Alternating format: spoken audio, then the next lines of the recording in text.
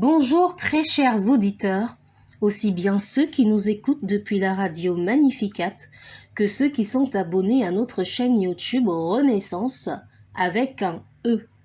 Je vais épeler R-E-N-E-2-S-E-N-C-E. Renaissance avec un R-E-N-E-2-S-E-N-C-E. C'est un honneur et un privilège pour nous que de vous retrouver pour un nouveau numéro de Renaissance, l'émission qui questionne les vocations et qui met en lumière les talents et parcours de vie atypiques qui sont portés et soutenus par le Seigneur. Ensemble, nous allons faire une petite prière avant d'entamer notre émission. Nous rendons grâce à Dieu qui a rendu la réalisation de ce numéro possible parce que cela n'a pas du tout été évident.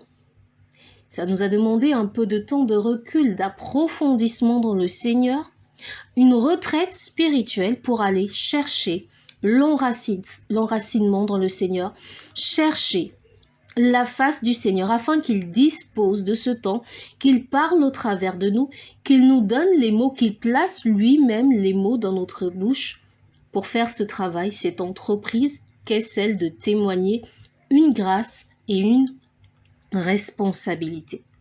Nous bénissons ce Dieu qui a suscité en nous le vouloir et le faire nécessaire pour aller au bout de ce témoignage. C'est à lui que nous consacrons ce numéro de Renaissance, qu'il prenne le contrôle intégral de ce que nous allons dire ou faire avant, pendant et après la diffusion de ce numéro, qu'il tienne les cœurs qui vont recevoir ce message, telle une terre préparée, disposée, puisse ce message tomber dans la bonne terre. Recevoir l'eau qui vient du ciel, l'Esprit du Seigneur, et porter du fruit en sa saison. Que le Seigneur guérisse les cœurs, répare les destinées, restaure les vies qui ont été cabossées par le truchement de ce message, de ce témoignage. Que par l'œuvre du sang de Jésus à la croix, que les anges du ciel ramènent dans les vies de nos auditeurs tout ce qui a été volé, dérobé, tout ce dont le diable leur les a dépossédés, leurs cadeaux, leurs dons, leurs richesses, leurs bénédictions, leurs prédispositions. Seigneur, Esprit du Seigneur, rends droit ce qui est faussé, assouplis ce qui est raide, et amène à son parfait achèvement l'œuvre que tu as commencée dans la vie de tes enfants, dans la vie de tes serviteurs, dans la vie de ceux qui te cherchent, te recherchent avec un cœur sincère. Ensemble, nous disons Amen. Pour ce nouveau numéro de Renaissance, grande est ma joie et grande est ma reconnaissance que de pouvoir témoigner. Reconnaissance parce que je pense que beaucoup, en ce 31 décembre 2025, auraient souhaité être à ma place, auraient souhaité avoir vu la lumière du jour, auraient souhaité être en vie, mais leurs yeux se sont éteints. Alors oui, c'est une responsabilité, mais c'est avant tout une grâce, et j'exprime ici ma profonde reconnaissance à ce Dieu-là pour ce jour qu'il a fait pour moi. Aujourd'hui, ensemble, nous allons parler de famille, des problématiques spirituelles dans nos familles. Nous allons parler, je vais témoigner sur ce que j'ai vécu, ces 3 dernières années, voire ces 4 dernières années, qui a été tellement difficile, complexe, compliqué, que ça m'a demandé du temps pour comprendre, pour assimiler et pour daigner le partager un petit peu à droite, à gauche, à mes proches. Mais le Seigneur attendait de moi que je le porte dans Renaissance parce qu'il s'agit avant tout d'un combat spirituel. Exposer ce qu'ils font dans les ténèbres. Et avec le témoignage vient la délivrance, vient la libération. Alors, une fois de plus, je rends ce moment entre les mains de Dieu et je prie pour que ce témoignage soit un point de contact pour toutes les personnes qui vivent des situations similaires.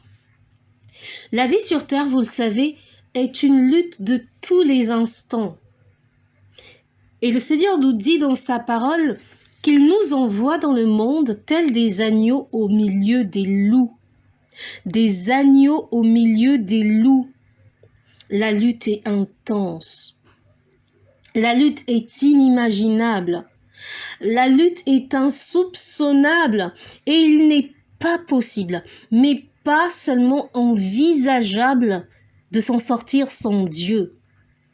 Tant les pièges sont nombreux, tant les filets du chasseur sont nombreux et invisibles à l'œil nu.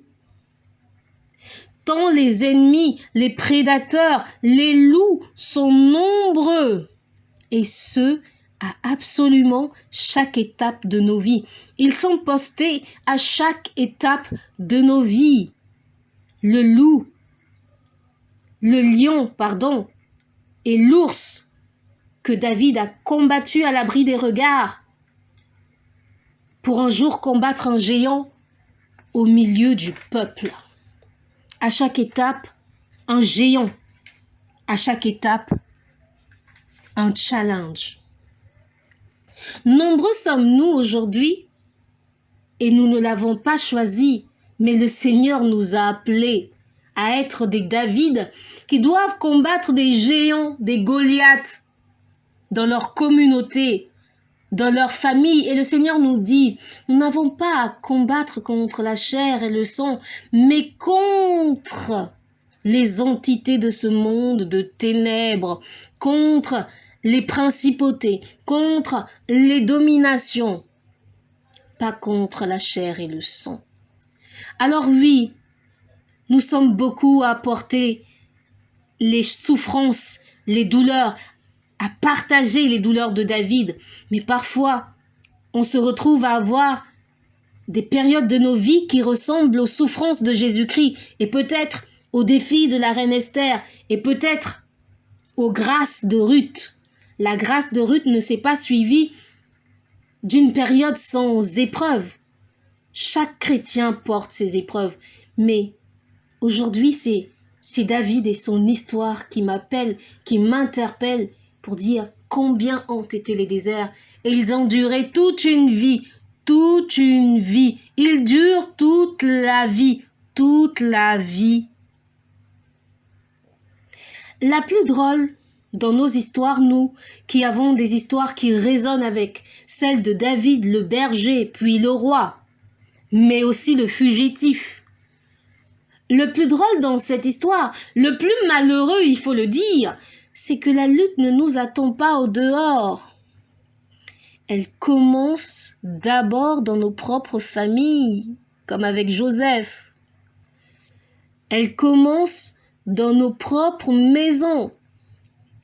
Elle commence dans nos berceaux, sans jamais qu'on s'en aperçoive, pour la simple et bonne raison que nous sommes accueillis. Nous ne savons pas qui sont nos parents. Nous tissons une relation avec eux après notre naissance. Nous ne savons pas qui ils ont été avant nous, qui ont été leurs parents, qui étaient les parents de leurs parents et les parents de ceux-ci. Qu'est-ce qu'ils leur ont transmis comme héritage? On ne sait pas contre quoi on est en train de dealer. On ne sait pas. Alors, cette lutte, elle commence dans nos berceaux. Et c'est ça ce qui est le plus malheureux.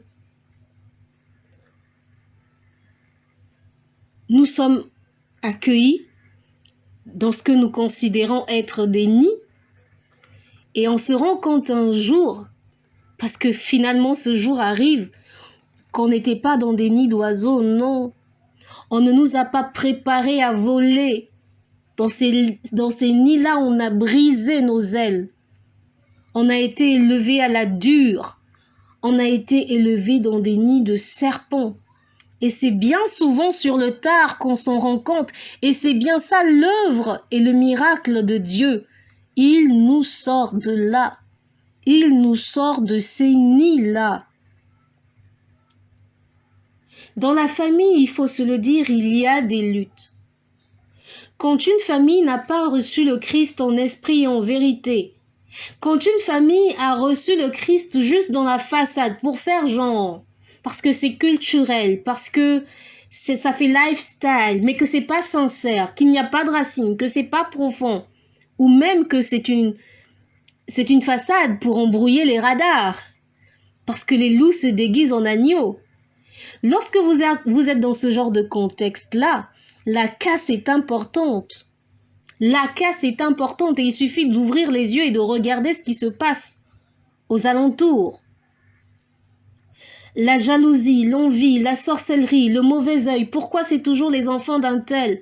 Pourquoi jamais nos enfants? Pourquoi on doit toujours voir son enfant à elle? Pourquoi jamais nos enfants? La casse est importante et ça se voit. Nos familles, c'est la loi du plus fort. C'est la loi de celui qui domine. C'est la loi du bourreau sur ses victimes. C'est la loi de la jungle. Un jour, pendant que je me battais avec ce que je vais partager avec vous ici, un prêtre m'a dit, et je le remercie, je bénis Dieu qui a placé exactement ces mots-là dans sa bouche, car ça a créé un déclic dans ma tête. Vous savez, c'est un traumatisme, ça cause un traumatisme profond, les choses qu'on vit dans nos familles. Pas tout le temps, pas toujours, pas toutes les familles, pas parfois ce genre de profondeur, mais ça cause des traumatismes profonds dans nos âmes. On est dans le déni, on refuse de voir, on n'a pas la force, on n'a pas le courage, on se dit c'est pas possible. On a du mal à intégrer l'information, on a honte. On éprouve un grand sentiment de honte à leur place. Un grand sentiment de honte et de confusion. On essaie de leur trouver des excuses. Parce qu'on ne peut pas faire ça, c'est juste pas possible. On essaie de trouver des explications, des justifications, de pardonner, de faire comme si ça n'était jamais arrivé. Mais à un niveau, ce n'est juste pas possible de trouver des excuses. À un niveau donné, les faits et leurs conséquences, leurs implications parlent par eux-mêmes. Alors ce prêtre m'a dit une chose. Pendant que je luttais avec ces choses-là, il m'a dit « Princilia, on peut mettre les yeux sur tes enfants, c'est vrai. Les gens font ça tout le temps. Mais personne ne peut venir prendre ton enfant sous tes pieds. Si toi-même, tu n'as pas ouvert la porte. Si toi-même, tu n'as pas donné le chemin. Princilia, on peut mettre les yeux sur tes enfants. C'est vrai, les gens font tout le temps ça de notre temps. Dans les périodes que nous vivons et que nous traversons, les gens font tout le temps ça. Mais personne, ils font tout le temps ça, mais personne ne peut venir prendre ton enfant sous tes pieds si toi, tu n'as pas ouvert la porte, si toi, tu n'as pas donné le chemin. Cette parole a résonné comme un déclic dans mon esprit. Ça a été comme un poignard dans mon cœur. Vous savez, quand on vous dit la vérité, une vérité crue, une vérité vraie, et que ça sort de la bouche d'un prêtre, vous ne pouvez plus être dans le déni. Mais vous n'avez pas toujours intégré l'information. Ça fait mal au cœur. Votre cœur saigne. Vous n'avez plus de raison de vous cacher vous-même de la vérité. Vous êtes obligé de la regarder en face. Mon père et ma mère n'étaient pas victimes des choses qui m'arrivaient à moi, leur fille. Ils n'étaient pas ignorants des choses qui m'arrivaient. Lorsque le Seigneur vous donne un enfant, un garçon ou une fille, le Seigneur vous dit toujours qui est votre enfant et qui sera votre enfant. Le Seigneur vous donne des informations lorsque vous êtes connecté au Seigneur qui vous l'envoie. Lorsque vous êtes obéissant au Seigneur, le Seigneur vous parle de votre enfant. Il vous dit, je t'envoie un tel, tu l'appelleras un tel. Voici son nom, voici qui il sera, voici qui elle sera, voici quels sont les dangers qui sont devant lui, devant elle. Quels sont les challenges de sa vie? À quel endroit et de quelle manière vous devez intervenir? Mon père et ma mère n'étaient pas des victimes des choses qui m'arrivaient. Les maladies, les crises à répétition, la sorcellerie des membres de leurs familles respectives, de leurs frères, de leurs sœurs. Ils en étaient même complices. Et c'est de là que résonne la parole de ce prêtre qui fait mal à mon cœur, qui entraîne ce déclic. Je ne peux plus me mentir à moi-même, je ne peux plus les protéger du mal et de la négligence qu'ils m'imposent et qui m'exposent. Je ne peux plus continuer de faire comme si je n'avais pas vu, que je n'avais pas compris. Alors, pour arriver donc, il faut se dire déjà, avant toute chose, que ma famille n'est pas la seule qui vit ce genre de choses. Et ce que j'ai vécu avec eux m'a permis de prendre la mesure de ce qui se passait autour de moi, dans nos communautés, dans notre société. Et j'ai commencé à faire ce travail dans les dépêches du bassin du Congo, ce travail que je vais approfondir ici avec la grâce du Seigneur. Comment pouvez-vous, comment pouvons-nous, c'est pas un cas isolé mon cas, mais moi je vais parler parce que j'ai été choisie et appelée par le Seigneur pour le faire. Je l'ai vécu pour témoigner, pour dire ce que le Seigneur est capable de faire, ce qu'il a fait pour moi et ce qu'il va faire pour vous si vous êtes dans ce cas-là.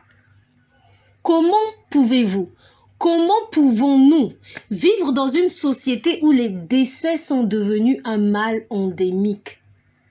Tu passes par ici, veillez. Tu passes par là, veillez. C'est devenu Koh-Lanta, mon frère.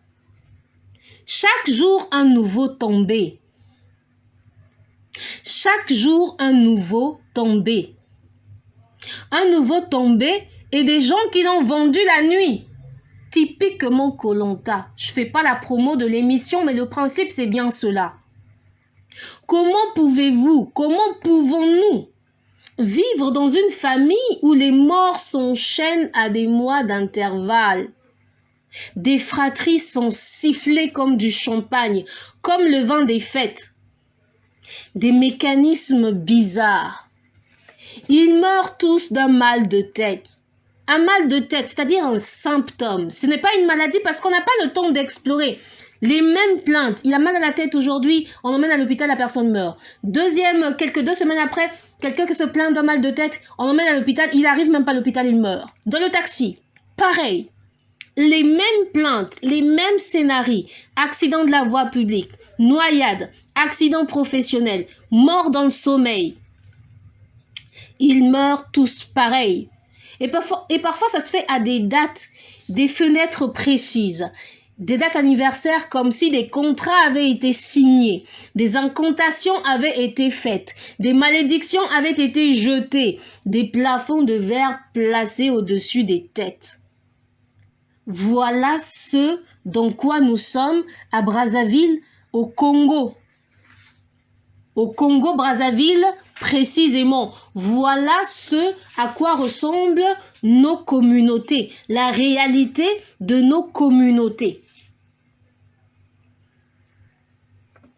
Alors, quand on se rend compte de cet état des faits, bien sûr qu'on essaie de comprendre. Bien sûr qu'on essaie de trouver une... Vous savez, on essaie parfois de trouver une logique, mais il n'y a pas de logique. L'Afrique parle par elle-même. Et les gens subissent ça. Et moi, j'ai subi ça dans ma famille.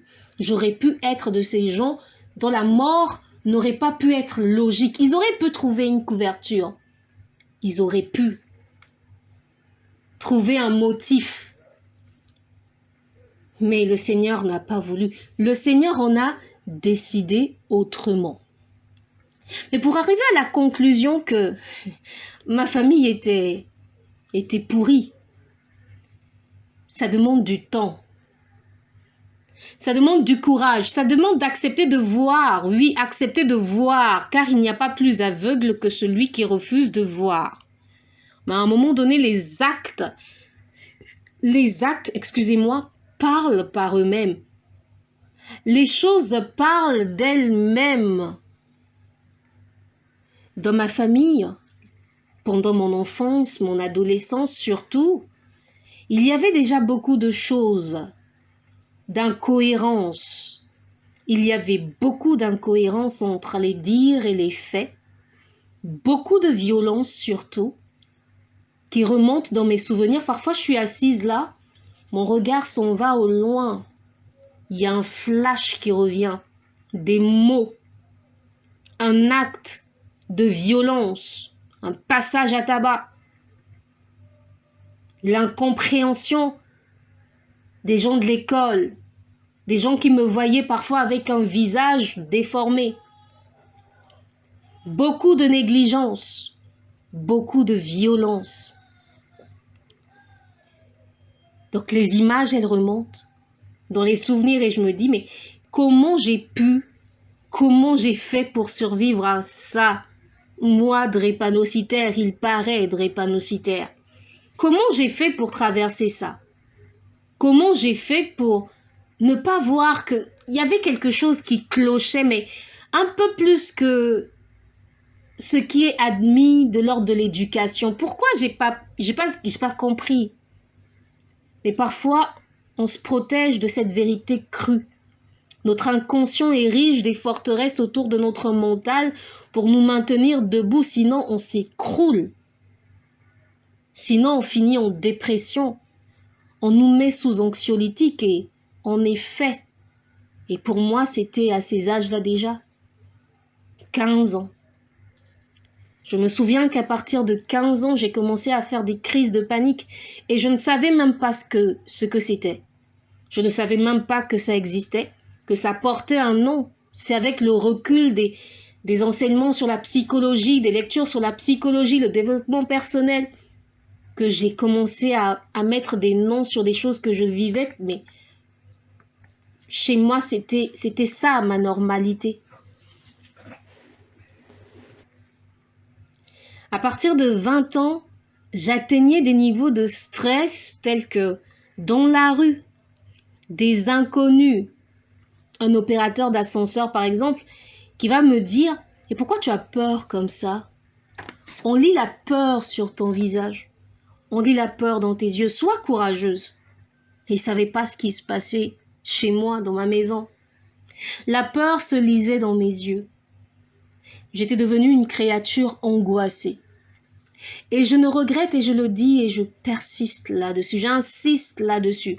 Je ne regrette aucun des choix que j'ai faits, car il était question de ma survie et celle de mon fils. Mais là où ces bizarreries ont atteint leur apogée, et c'est là l'objet de mon émission, de cette émission Renaissance que je partage avec vous aujourd'hui, c'est quand j'ai rencontré mon homme et quand je vais faire ma première scène à l'Institut français. Merci Seigneur. Avant de partir de la maison de ma mère, j'avais reçu des instructions très très précises. Il fallait que je parte. Mais autour de cette période, je faisais des rêves très bizarres, très étranges. J'étais comme le peuple, on rêve, hein, je me voyais comme le peuple d'Israël en Égypte. Je me voyais dans le désert. Et je voyais ma mère en tenue de service. Elle était douanière à cette époque-là. Enfin, elle est douanière à la retraite. Et dans le rêve, c'est elle qui m'empêchait de sortir. Elle était 2 fois, 3 fois plus grande que sa taille normale. Beaucoup plus d'envergure, géante. Debout devant une pyramide. Et sans masque, sans essayer de préserver les apparences, vraiment, hein, en mode bourreau. Elle me crie. Elle me hurle dessus. Tu ne sortiras pas! Et ça dure des nuits comme ça. Même rêve, même thématique, même scénario. Quand j'essaie de rassembler l'argent pour partir, mettre la caution de côté, ça ne marche pas. Gabi, mon fils tombe malade, les choses tombent en panne, il est impossible, il m'est absolument impossible de mettre de l'argent de côté. Pourtant, la parole de Dieu insiste, il faut que tu sortes. C'est là, c'est dans cette même période que je rencontre Olivier de l'église de disciples, à qui je fais un grand coucou. J'en profite pour faire un grand coucou à Christophe et Nathalie particulièrement. Et donc, je recherchais une formation, toujours sur la parole, toujours sur l'instruction, les instructions du Seigneur qu'il me donne régulièrement, et heureusement, sinon je serais perdue. Et c'est donc dans cette recherche de formation en théologie que je tombe sur Olivier à qui Dieu a déjà parlé de moi. Dieu est bon. On ne se connaît pas du tout avec Olivier, on ne se connaît pas, on ne s'est jamais vu. Pourtant, j'avais déjà, dans de précédents rêves, plusieurs fois, dans des rêves très significatifs, avec des songes, des enfants en formation, des personnes envoyées porter l'évangile dans un temps, dans une période très sombre, poursuivis, détractés, persécutés, enfin, tout le tableau de l'Apocalypse, que dans ces rêves-là, donc je vois ce monsieur blanc, que je voyais souvent donc en rêve qui revêtait tantôt le visage d'un enseignant, tantôt celui d'un professeur de médecine qui me donnait le diagnostic sur le mal qui rongeait un de mes amis, qui comptait énormément pour moi. Et je ne pouvais pas savoir que cet homme que je voyais dans les rêves là, j'allais le rencontrer un jour. Dieu est bon. Olivier, je ne l'ai jamais vu physiquement, mais malgré qu'on ne s'est pas vu physiquement, on a eu un lien, on va dire, épistolaire ou en tout cas par téléphone. Dieu merci, les réseaux sociaux existent. Et il va jouer pourtant un rôle prépondéral dans ma vie. À un moment donné, il va jouer, pour moi en tout cas, pas lui, parce qu'il ne voulait pas prendre cette place, c'était pas sa place. Mais il va jouer pour moi le rôle d'un père de remplacement. Et il va jouer ce rôle de coach, de mentor. Il a prié pour moi encore et encore pour m'aider à traverser chacune de ces crises qui ont été si nombreuses. Il a collecté les dons des personnes de l'église à qui Dieu parlait de lui-même. C'est pas Olivier. Dieu leur parlait, aidez-la. Aidez-la, elle est vraiment dans une mauvaise passe. C'est Dieu, ces personnes, Dieu touchait leur cœur et Olivier collectait, il m'envoyait. Et c'est comme ça que j'ai pu m'en sortir à des périodes où vraiment, comme on dit dans la parole, je regarde vers les montagnes, d'où le secours me viendra-t-il? Et c'est grâce à Olivier et Valérie à cette époque-là que je salue, que j'ai pu enfin avoir l'argent de la caution pour sortir de la maison de ma mère.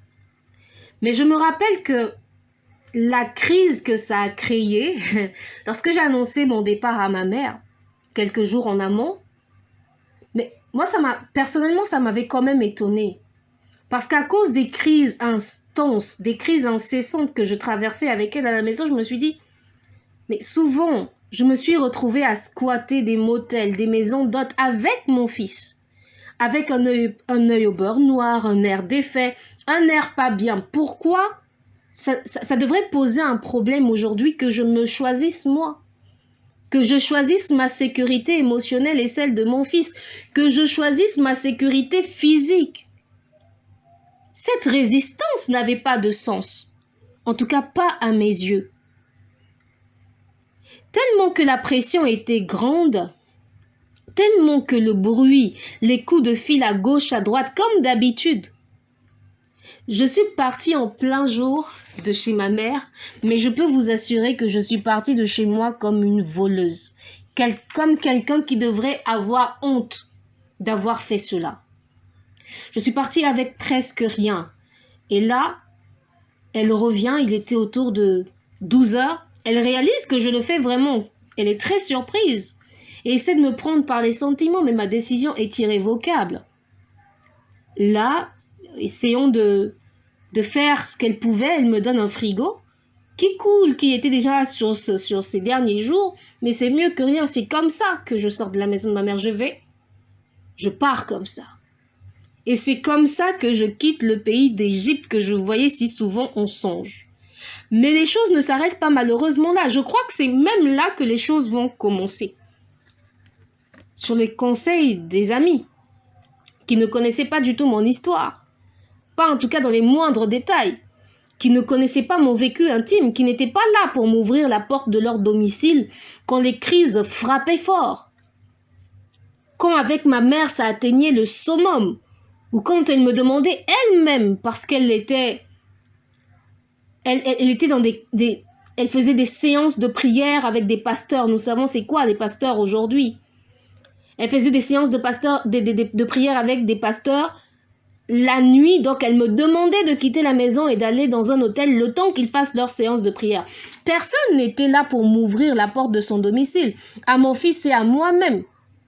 Mais comme les gens ont toujours des conseils à donner, ont toujours des choses à dire, le fameux, tu sais, c'est ta mère après tout. Mais qu'est-ce que vous savez seulement de ce que les gens vivent, très chers conseillers? Est-ce que vous savez seulement ce contre quoi les gens luttent? Car nous ne combattons pas contre la chair et le sang, mais contre les esprits, les entités, les dominations de ce monde de ténèbres. De quoi on parle, très chers conseillers? Vous qui vous faites conseiller en plein jour, de quoi on parle? Mais à ce moment-là, comme je n'avais pas assez de recul sur la situation, pas assez de discernement, de maturité émotionnelle, de compréhension, j'ai fini par donner mon adresse à ma mère. Mais quasiment chaque 2 jours, elle était chez moi. Elle était chez moi après chaque ton de crise parce que ça continuait au téléphone, les insultes, le mépris, le un tel a dit, le ton père a dit. Mon père, où était-il pendant que la maison de ma mère brûlait? Où était-il pendant que la maison de ma mère s'écroulait? Où était-il? Mais on va en venir. Ça devenait de plus en plus flagrant et on va en venir. Alors j'ai ce message qui me poursuit, une prophétie, celle de faire la rencontre d'un homme, un homme qui est et qui va devenir l'homme de ma vie selon le Seigneur. Dans cette optique, puisqu'on me dit tant que tu resteras là, tu ne verras rien. Tu ne le verras même pas. Il pourra passer devant toi, tu n'auras pas la révélation qu'il y a Dieu qui est en train d'ouvrir ce chemin. Il faut que tu sortes parce que il faut que tu sortes. Alors, la parole qui, puisque le Seigneur le dit dans sa parole, il dit de la même manière que la pluie et la neige descendent sur terre, fécondent la terre, donnent du grain au semeur et du pain à celui qui sème. De la même manière, ma parole ne revient pas à moi avant d'avoir accompli ce pourquoi je l'ai envoyée. Donc, je me suis dit, la parole est en train de courir. Et dans cet élan, donc, je fais des rencontres avec des hommes. Je me dis, je m'interroge, et ça, c'est le piège. Je m'interroge, je n'interroge pas le Seigneur, je m'interroge moi-même. Est-ce que ça peut être celui-ci? Est-ce que ça peut être celui-là? Le piège des prophéties. Pendant que je fais ça, que je suis dans ce travail d'essayer de découvrir quel est le visage derrière la prophétie, ma mère soudoie ma femme de ménage et lui demande des informations sur tout ce que je vis, tout ce que je traverse, tout ce qui se passe chez moi. Toujours entraînée par le Seigneur, toujours coachée dans mes rêves, Dieu me montre. Celui-ci n'est pas le bon. Regarde, il y a ceci, il y a cela. Il y a certes un mariage, c'est vrai, mais tu vas souffrir. Tu vas souffrir, ma fille, tu vas souffrir. Il brille en haut, mais il a des jambes d'argile. Il n'est pas solide, il ne tiendra pas. Ton mariage sera comme ton enterrement. Il te conduit dans la nuit. Le Seigneur parle, mes frères. Alors là, je m'arrête quand le Seigneur me donne ces paroles sur l'homme avec qui j'étais à ce moment-là. Et je ne tergiverse pas. Dieu m'a parlé d'un mariage. Dieu ne peut pas m'envoyer vers un enterrement. Donc, ce n'est pas la volonté de Dieu. Donc, je m'arrête. Dans le même temps, quelques jours plus tard, quelques semaines plus tard, je fais un autre rêve dans lequel un homme de mon passé, le visage d'un ange. Deuxième songe, les traits se précisent. Je l'ai rencontré dans la maison de mon père. Je n'ai jamais pensé, je n'ai jamais vraiment osé y croire. Troisième songe, le même homme qui était la première fois un visage ensoleillé, visage d'ange dont on ne discernait pas les traits. Deuxième songe, on discerne les traits. Troisième temps, il porte un t-shirt noir, il est entouré d'un cercle de femmes, des spectres noirs de femmes qui le coupent de moi en fait. Et il y a un conseiller en noir qui vient souffler à son oreille, lui murmurer des mauvais conseils. Elle n'est pas faite pour toi, elle est trop vieille pour toi, c'est pas ton style, elle n'est pas comme nous. Il l'entraîne loin de moi. J'ai ces songes-là. Bizarrement, je pense que cet homme est loin parce qu'il n'était pas là à ce moment-là à Brazzaville. Enfin, les dernières informations de lui, je savais qu'il n'était pas à Brazzaville, qu'il était parti pour sa formation en Russie. Mais la joie des deux songes positifs, vous voyez un homme qui vient dans votre sommeil avec le visage d'un ange, ça coule entre vous, il y a vraiment quelque chose de très fort. Ce sentiment d'avoir trouvé celui avec qui on fait la paire, ce sentiment d'avoir trouvé son âme sœur. Tellement tu te réveilles, tu te dis, mais Seigneur, pourquoi tu m'as ramené? La réalité est fade, la réalité est amère, la réalité n'est pas jolie, la réalité te fait mal au cœur. Donc j'essaie de voir, j'essaie de comprendre, peut-être que c'est ce chemin-là, même si le troisième songe me dit attention, hein, attention quand même. Donc je cherche son numéro, je fais des recherches, j'appelle mon frère pour avoir de ses nouvelles et bizarrement, on a son numéro. Mon frère me le dit, on a son numéro, je l'ai trouvé, c'était pas facile, j'ai trouvé. Mais il est à Brazzaville. Et il se trouve donc dans la même ville que moi. Ce qui me surprend parce que je me dis, attends, j'ai des rêves de quelqu'un que je pense qui est à l'étranger, mais qui est là, très près de moi. Donc, je dis peut-être que le Seigneur est en train de faire quelque chose dans ce sens-là. Mais en même temps, j'ai peur parce que le troisième songe n'est pas positif, mais du tout. Alors, je demande à le voir. Pour voir ce qui se passe, pour comprendre le chemin que le Seigneur est en train de tracer. Le visage d'un ange, c'est très symbolique. Alors, pour moi, dans ma tête, je me dis, je vais voir un ami. Pour comprendre le chemin du Seigneur, dans ma tête, je vais voir un ami. Étrangement, l'esprit est fort et déjà très fort entre lui et moi. Les songes, les visions se multiplient déjà et les instructions aussi. Quand je vais le voir, on me dit ne va pas seul, ne va pas les mains vides, va avec un cadeau. Et le jour, donc, au moment où il reçoit le cadeau, il est tellement content. Je suis touchée parce que le Seigneur a les clés. Moi, j'ai pas les clés. Le Seigneur a les clés. Je suis touchée par cette instruction qui le touche, ce cadeau qui le touche. Et dès que je rentre chez moi, j'ai une autre vision. Donc, c'est comme si Dieu me donne des codes pour me faire avancer sur le chemin. Je vais donc le voir, on se donne rendez-vous quelques 2 semaines après. Pour moi, c'est vraiment... voilà. Donc, du coup, là, quand on se voit, pour moi, j'étais venue avec ma part de doute, avec ma part de questionnement, avec mon besoin de compréhension, de voir l'état des lieux, le terrain, l'état des choses. Mais là, c'est un choc. Là, c'est une évidence. Je ne suis pas venue voir un ami. C'est bien plus qu'un ami. Lui, il est étonné que je vienne à ce rencard, car pour lui, c'est un rencard. Pour lui, il n'y a pas de zone d'ombre, c'est un rencard. Alors que, il est étonné. Comment je peux venir le voir alors que je suis en couple? Je peux pas lui dire à ce moment-là que j'ai fait des songes, que j'ai vu ci, que j'ai vu ça. Le gars, il allait forcément avoir peur. Moi-même, déjà, ça me faisait peur. Ça me travaillait déjà, et ça allait trop vite. Bref, il me dit donc, à la fin du rencard, parce qu'on s'est remémoré nos souvenirs, on a vu qu'il y avait quelque chose, mais qu'on n'osait pas trop, et lui, il a cru que je m'étais retirée de sa vie, enfin. Vraiment un truc, on va dire, qu'on n'a pas su se capter. Et donc, du coup, c'est comme si Dieu nous a relancé l'affaire quelques 10 ans après. Et on est très surpris, on se dit, non, mais il y a forcément, moi, je sens qu'il y a quelque chose qui se fait. L'évidence, elle est forte. Mais l'homme, il me dit, mets de l'ordre dans ta vie. Parce que moi, je me mets pas avec la femme d'autrui.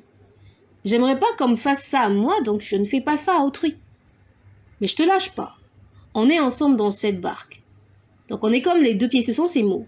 On est comme les 2 pieds d'un même corps. Tu fais un pas, je fais un pas. Logique, cohérence, je fais ok. Il a parlé, donc sa parole a un poids. Elle a vraiment du poids dans mon âme, dans mon cœur, ça fait sens. Et j'ai vraiment l'impression de quelqu'un qui qui a un leadership naturel, qui me dit les choses. Ça m'a touchée parce qu'il m'a dit les choses. On va avancer, mais on va avancer comme ça. Et ça me touche parce que je suis une femme et j'ai besoin de quelqu'un qui me dise on va faire ça. Et on s'entend. Donc, je rentre chez moi. Donc, je rentre pour mettre les choses en ordre parce que je suis avec un homme alors que dans les songes déjà que je vois que ça... Voilà. Donc là, une fois que le rendez-vous se termine, je sens que le gars, il me laisse face à mes responsabilités, mais entre-temps, il est là parce qu'il me lâche pas, il m'appelle tout le temps, comment ça va? Il est là, il est présent, mais il te laisse le temps de mettre de l'ordre. Me voilà, moi, avec ce challenge-là, face à moi-même, face à celui qui va bientôt être mon ex, j'essaie de mettre de l'ordre dans ma vie. Donc, l'homme avec qui je suis, à ce moment-là, il pète un plan. À ses dires, je le respecte pas et il a tout à fait raison. Il ignore pourtant que Dieu m'a montré de lui, ce que Dieu m'a montré de lui ne me permettait pas d'avancer avec lui. Un homme qui brille en haut avec des jambes d'argile et un mariage qu'on te présente comme un enterrement, tu y vas pas. Tu fais attention à ce que Dieu te dit, pas qu'une fois, 2 fois, 3 fois. Ah, attention, Dieu te dit que c'est pas ce chemin-là. Sauf que tu vas expliquer ça à quelqu'un qui n'a pas la même foi que toi déjà, c'est complexe. Donc j'étais juste en train, dans le fond, de chercher l'art et la manière de lui dire que ça pouvait pas le faire sur l'assise de ce que j'avais reçu spirituellement. Et parce que lui et moi, spirituellement, nous ne faisions pas un. Il avait son chemin, j'avais mon chemin. Je pouvais pas m'engager charnellement avec quelqu'un alors que Dieu me montrait spirituellement que ça n'allait pas. Et qu'un autre avait été mis en chemin, quelqu'un qui me semblait... poussé par le Seigneur puisque j'ai des instructions. Puisque j'ai des instructions, ça veut dire que je suis guidée dans cette relation. Bref, ça crée un désordre pas possible et je me bats avec ça. Un jour, je suis au journal où je travaille, au dépêche. Je reçois un appel de mon père. Ça m'étonne parce qu'il ne m'appelle pas. Il fait sa vie, je fais la mienne. Il m'appelle pas. Bizarrement, déjà voir son numéro, je me dis, attends, il y a quelque chose qui ne va pas. Je prends l'appel, posé. Je suis au travail, posé. Il m'appelle, il me dit, il se passe quoi dans ta vie? J'ai appris que t'as mis ton copain à la porte. Là, je suis étonnée. Mon père est bien la dernière personne à qui je veux parler de ce genre de choses, à qui je vais faire ce genre de confidence. Je suis très étonnée. Là, j'essaie de comprendre. Donc, il développe. Il me dit, ouais, mais en fait, ta maman m'a appelé et m'a expliqué un peu ce qui se passe là-bas. Dès qu'il dit ça, je comprends. Le tableau, le scénario est placé. Mais ce qui, moi, me choque, c'est que mon père, il sait pas où je vis. Il sait pas ce qui se passe dans ma vie. C'est le genre de père, c'est le nom que tu portes. Le reste, tu gères ta vie. Il sait pas où je vis, il sait pas comment je passe mon midi. Il fait des tours à brasser, il demande même pas à voir son petit-fils. Donc c'est le genre de chacun dans son coin. Donc quelqu'un qui m'appelle pour me dire qu'est-ce qui se passe, j'ai entendu que... Mais t'as entendu ça comment? Donc je lui demande calmement, mais très calmement, posément, l'Esprit Saint commence déjà à travailler en moi. Parce que c'est le genre de question même, ça te... Tu vois, tu pars au quart de tour, mais là, l'Esprit tient mon cœur, je lui réponds, je lui dis posément, mais vraiment posément. Et papa, je ne me souviens pas de t'avoir présenté quelqu'un. Tu vois, le calme de la réponse, le gars, il est obligé, donc, il se sent obligé, en tout cas, il se sent obligé de se justifier. C'est ta mère qui m'a appelé ce matin, prends garde à toi. Elle dit partout que tu es une pute, il me cache pas ça, quoi. Il me protège pas de ce que ma mère a dit sur moi. Il dit partout que tu es une pute, une prostituée, que tu fais la vie des blancs. Je t'ai appelé parce qu'il s'agit de ta réputation. Et ce mot réputation, ça veut tout dire. Et puis je me dis, mais quand même, il a osé le dire. Tu sais, quand selon la Bible, et au vu de ta propre expérience, tu sais que tu es entouré de loups. Mais qu'est-ce que tu as à faire de ce que les gens pensent ou disent de toi? Mais en fait, tout est un choix de mots. Et surtout le fait qu'il ne me protège pas de ce que ma mère a dit de moi. Il aurait pu essayer de ne pas le dire. Il aurait pu ne pas le dire. Il n'était pas obligé de relayer ça. Mais il l'a dit. Et quand tu viens parler de réputation, tout est un choix. Vous faites un choix de mots. Vous faites un choix d'entretenir cette espèce de un tel a dit, ta mère a dit, ton père a dit. Et vous choisissez aussi de livrer vos enfants au loup. Pourquoi? Tu le dis à mon père et tu le dis à d'autres personnes. Ces autres personnes-là sont qui pour moi? Pour leur dire ce qui se passe dans ma vie, que j'aurais jeté mon copain dehors à la porte. Je dis à mon père, mais bon, moi je n'ai absolument rien à faire. Déjà, je n'ai aucune raison de jeter mon copain à la porte puisque c'est lui qui gère mon foyer. C'est lui qui paye mon loyer. C'est pas toi qui le fais. Toi, en tant que père, tu ne le fais pas. Mais je ne te l'ai même pas présenté. Mais je ne suis pas folle pour mettre à la porte quelqu'un qui paye mon foyer. Qui paye les choses dans mon foyer, qui paye mon loyer. Mais s'il a choisi de partir, c'est parce qu'il ne s'est pas senti respecté. Est-ce que j'étais obligée de lui dire à mon père, ou bien déjà à mon chéri, avec qui je m'étais séparée, que notre mariage allait être mon enterrement, qu'il brillait en haut, qu'il avait des jambes en argile? Est-ce que j'étais obligée de lui dire ça alors que nous ne partagions pas la même foi? Est-ce que j'étais obligée de dire à tous ces gens que je traversais ce que je traversais avec le Seigneur dans le secret et qui était déjà assez lourd pour mes épaules frêles? Bref, mon père, sentant que vraiment honte ce que ma mère avait pu lui dire et ce qu'il entendait de mes propres oreilles. Tu sais, quand on t'a mal parlé d'une personne, parfois toi tu viens avec la rage de toi aussi mal parler à la personne selon ce qu'on t'a dit. Mais quand tu viens devant la personne et que ce n'est absolument pas du tout ce qu'on t'a dit, comment on t'a remonté l'esprit, tu te sens un peu bête. Donc il est obligé de se justifier. Et là, il entre même un peu dans une forme de compassion, d'empathie. Il me dit, bon, ferai quand même attention parce qu'avec les expatriés, il est capable de se suicider comme la blague et tu vas te retrouver dans des problèmes. Il me dit ce qu'il a à me dire et on se sépare comme ça. Et là, j'appelle tout de suite ma mère après pour essayer de comprendre ce qui se passe. Bah, clairement, elle nie. Clairement, elle nie. Clairement, elle nie. Elle dit, moi, cette affaire, je n'ai rien à faire. Je sais pas comment ton père a fait pour savoir, mais c'est pas mon problème. Mais attends. Juste attends. Bizarrement, ce que mon père a dit, en tout cas la mise en garde qu'il a essayé de me faire, fais attention, c'est un expat, tout ça, ces gars-là sont très sensibles. Bizarrement, mon ex a essayé de faire une tentative de suicide qui échoue, grâce à Dieu, mais il faut bénir Dieu pour ce genre de choses, ce n'est même pas de l'orgueil. On se rend juste compte, ah, tiens, le degré de problème dans lequel j'allais me mettre, mais si Dieu n'avait pas été là. Mon ex, donc, il reprend peu à peu ses esprits, il reprend contact avec ses frères parce qu'il a fait une période, il prenait aucun appel, il dit pas où il est. On était super inquiets, très très inquiétés parce que moi, attends, moi, Princilia, drépanocytaire, faire la prison, j'imagine le truc. Je vais tenir combien de temps? Donc là, je commence à être menacée par les frères parce qu'ils donnent pas de ses nouvelles.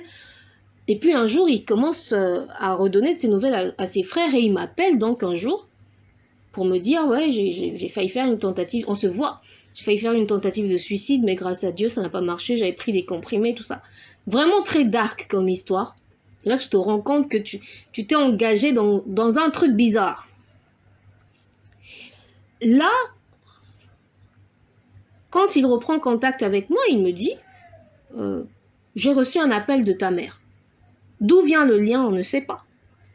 J'ai reçu un appel de ta mère, elle me dit, il faut qu'on s'assoie, il faut qu'on essaie de régler les problèmes de Princilia. Et c'est toujours ça, hein, la même histoire. À gauche, à droite, à tout le monde. Au premier venu, on doit régler les problèmes. Comme si la vie de Princilia, ce n'était que des problèmes à régler. Mais lui, c'est un expat, tu le connais pas, tu l'as jamais parlé, tu lui as jamais parlé, je te l'ai jamais présenté. Il va régler quel problème avec toi? Tu veux me vendre sans me demander mon avis? Et mais comment? C'est la question qui se pose à ce moment-là. La question qui vaut beaucoup d'argent. Mais comment a-t-elle fait pour avoir le numéro de mon ex? Déjà, elle et moi, on se parle pas et connaît pas ma vie. On se parle, mais en superficie. Comment elle fait? Donc j'appelle madame de ménage, je la confronte. Non, madame, c'est pas moi. Mais comment un numéro de téléphone arrive dans la vie de ma mère sans savoir? En tout cas, en me sautant, moi, la première, la principale et la seule concernée. Donc, je l'emmène chez ma mère. Ma mère nie tout en bloc, mais comme j'ai l'art de confronter les gens face à leurs actes, à leurs dires, elle est obligée de faire tomber le masque. Et là, ça part en insulte, ça part en mépris, devant moi et devant madame de ménage. Elle me traite de prostituée, de fille qui fait la vie des blancs, pour qui je me prends. Il y a quel intérêt qu'elle va me surveiller, mais tu le fais. C'est même pas de la surveillance, c'est du contrôle. Je suis une femme, tu peux pas utiliser madame de ménage pour savoir ce qui se passe dans ma maison, pour que madame de ménage devienne tes yeux et tes oreilles. Tu peux me parler. Ah, ma fille, qu'est-ce qui se passe? Ah, comment, non. Avec qui tu es, ou bien en tant que femme, qu'est-ce qui... Non. Tu fais ça, c'est un esprit de contrôle. Tu contrôles ma vie, tu essaies de manipuler ma vie et tu te permets d'appeler mon homme que tu ne connais pas, que je ne t'ai jamais présenté pour lui dire je ne sais pas quoi. Et tu insistes à se dire. Ah là, je pète un plomb, je me sépare, mais direct de madame de ménage et sans assouplir le dernier mois où on est à combien de jours. Ah non, je devrais même être dédommagée, on se sépare comme ça. Mais là déjà, ça devait m'interpeller les actes de ma mère. Pourtant, j'étais encore très charnelle. J'ai mis ça sur le compte de la personnalité un peu déviante, excessive, toxique. Mais si ça ne pouvait être que ça, franchement, si ça ne pouvait être que ça. Mais en vrai, tout est lié.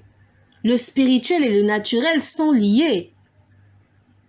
Et quand on veut, quand les esprits, pas la chair et le sang, mais les esprits de ce monde de ténèbres veulent mettre votre vie à terre, mais ils frappent tous les aspects, le mental, le psychologique, l'émotionnel, le matériel, le financier, la santé, le spirituel, tout est lié. Alors cette attaque de ma mère, ce n'était qu'une attaque parmi tant d'autres, mais des attaques qui devenaient, plus on avançait dans le temps, plus on avançait vers l'accomplissement, en tout cas on s'approchait de la promesse, plus les attaques étaient flagrantes. Mais là encore, ce n'était pas le pic, pas encore. Donc, le temps avance et le temps fait toujours son œuvre. Avec ma mère, les choses finissent par se tasser. Mais les choses se compliquent plutôt avec mon copain. Celui-là même pour qui on a finalement j'ai traversé toute cette crise. Les choses se compliquent avec lui.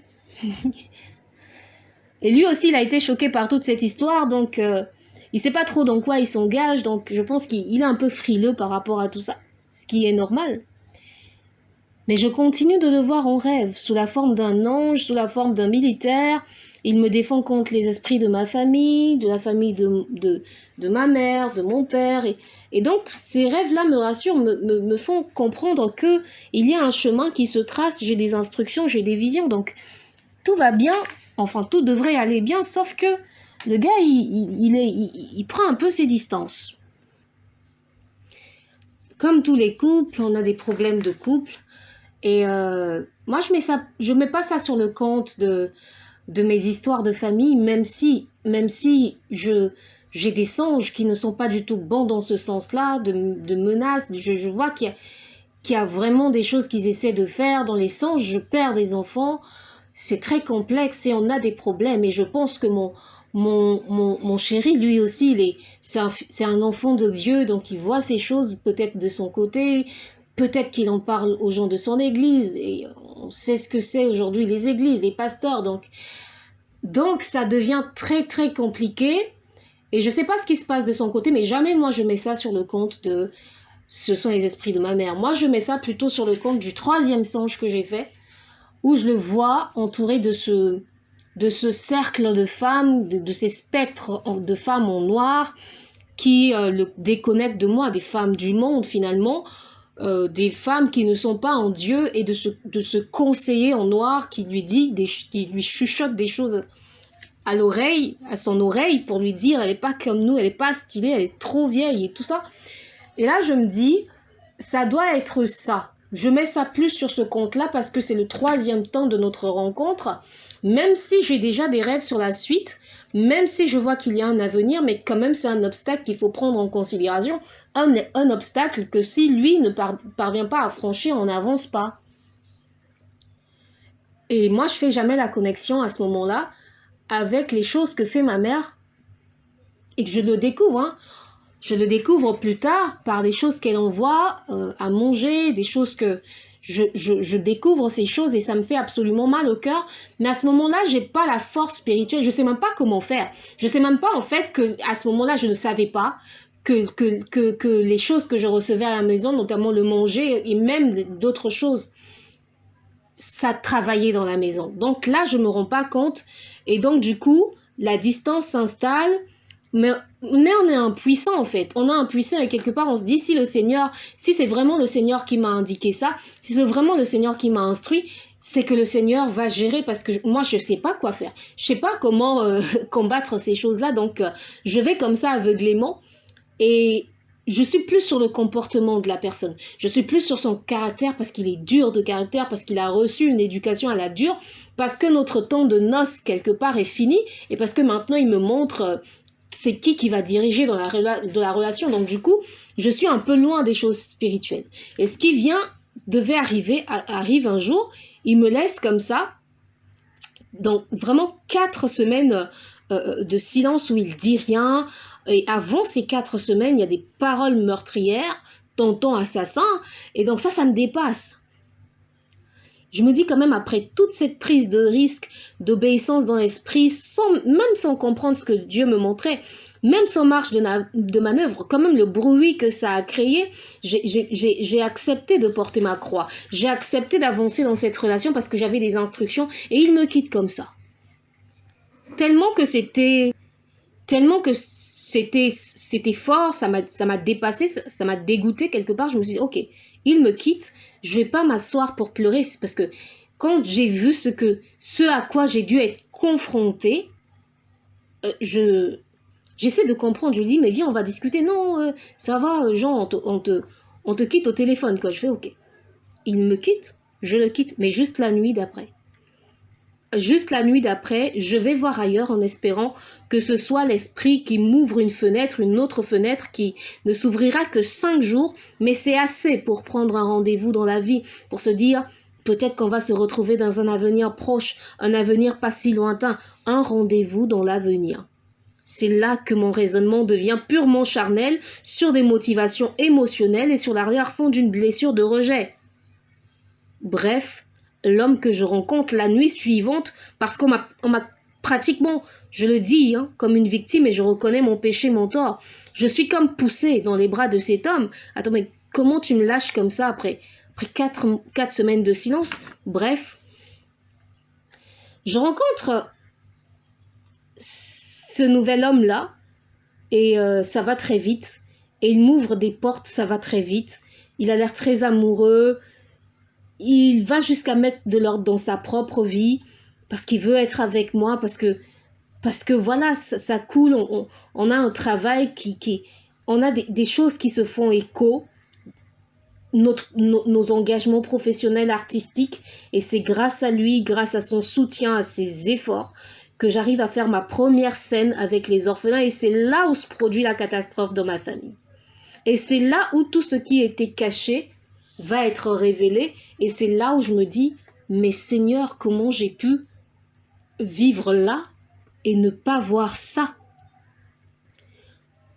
Donc, mon ex qui vient de me quitter, je pense qu'il me quitte pour un peu me tester, parce qu'il dit que je suis pas assez présente, je suis pas assez expressive, et ça, j'avais déjà abordé ça dans une précédente émission, toutes les choses qu'il me reproche, mais qui à mes yeux me semble superficielle, et ce qu'il me dit dans ce message de séparation, finalement, c'est je t'aime bien, mais plus comme une sœur, je sens pas le truc, tu vois, ce genre de choses, donc j'explore pas. Mais pourtant, ce qu'il a déclenché spirituellement par rapport à mes parents dans le domaine spirituel, c'est tellement fort que ça aurait déjà dû me dire attention, Princilia, quel que soit le comportement de la personne, toi reste dans le spirituel, mais j'ai pas eu cette sagesse-là.